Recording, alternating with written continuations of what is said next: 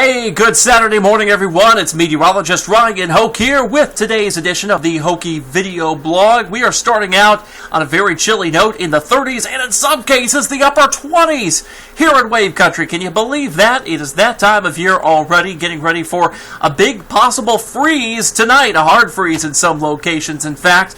Let's start you off with today's Hokey weather fact. First, we're talking about a new word you may not have heard of. It's called Serranophile, and it is someone who loves thunder and lightning. Contrast that with someone who doesn't like thunder and lightning, who are scared of those things. They're called a serranophobe, coming from serranophobia, the fear of thunder and lightning. So, if you've got one of those friends that loves it or hates it, you've got two words now in your word bank to use with them. You can tell them you learned it on today's Hokey weather fact as well. Beautiful sunshine now on our Kentucky One Health SkyTrack camera in Shepherdsville. Gorgeous sunrise. Not a cloud in the sky thanks to high pressure across Wave Country. Aforementioned 30s and 20s this morning. 29 in North Vernon. Lower 30s elsewhere with 35 in Fort Knox. 42 here in the city. I will say just outside the city center, Gene Snyder Freeway Corridor, seeing some lower 30s now. So it's really just the city center seeing those lower 40s now, with the rest of us in the 30s squarely. Now, not a cloud in the sky on the satellite view either.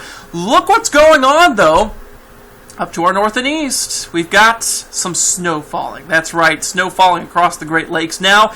In fact, there was a big video that went around on Twitter this morning, shared by multiple meteorologists, of snow falling in northern Michigan during a Friday night football game for a high school football game last night. Can you believe that? Lake effect snow coming off Lake Huron, Superior, Michigan this morning. All the Great Lakes producing snow pretty much at this point.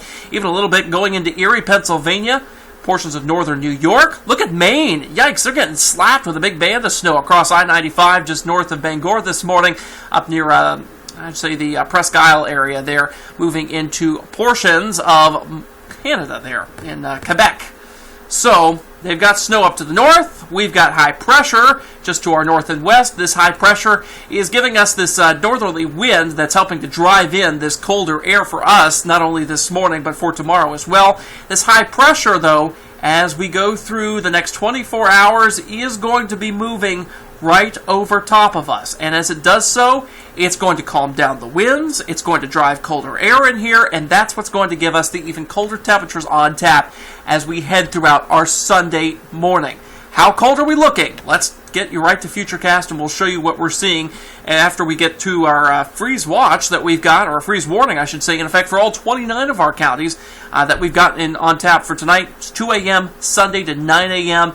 That goes for all of our counties. Last warning office to go with that warning there was going to be National Weather Service Wilmington up there in Ohio. That's for Carroll County. So all of us now under the warning for tomorrow.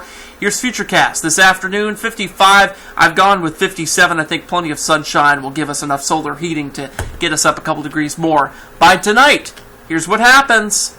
Get ready. Yeah, that looks winter-like, doesn't it? That's something we do see in winter. Upper 20s, lower 30s. The RPM model does not do a very good job on the heating, the heat island effect that we see here in the city, so I have gone above that. 34 for a low tonight on my forecast. But these upper 20s, maybe some mid-20s, I think that's pretty good forecast right there, especially in those valleys and outlying areas. It's going to be a hard frost. Hey, here's something to do tonight before you go to bed.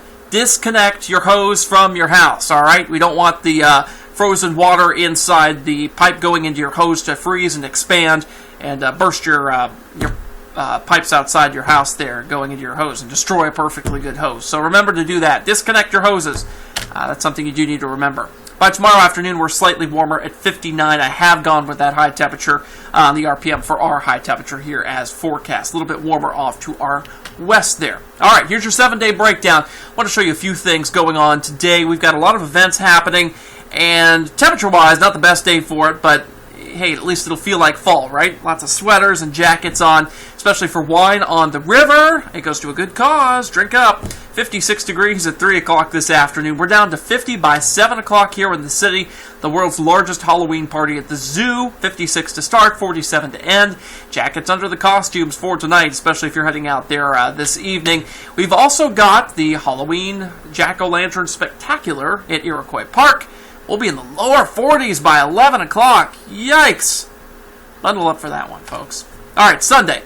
Another big day full of events. The main one, of course, Cycluvia on Bardstown Road. That's where they close a section of Bardstown Road, pretty much from the Douglas Loop up toward, I think, Baxter's where they're going to do that.